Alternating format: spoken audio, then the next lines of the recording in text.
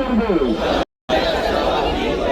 বিচার নিশ্চিত করবে, গুম খুন হত্যা বন্ধ করবে। এই শপথের ব্যত্যয় ঘটানোর চেয়ে মৃত্যু আমাদের কাছে সহজ হোক। শাহাদাতের তামান্না নিয়ে আমরা বেঁচে থাকতে চাই,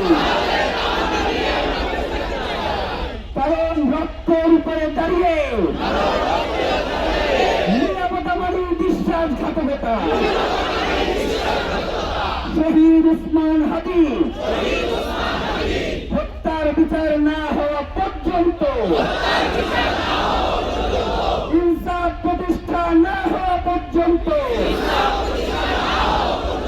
বাংলাদেশের স্বাধীনতা সার্বভৌমত্বের জন্য, ইনসাফ কায়েমের জন্য, ন্যায় বিচার প্রতিষ্ঠার জন্য আমাদের সংগ্রাম চলছে,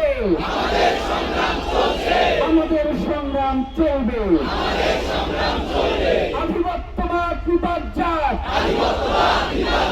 দিল্লির দাবিদারি থেকে বাংলাদেশ মুক্ত পাক।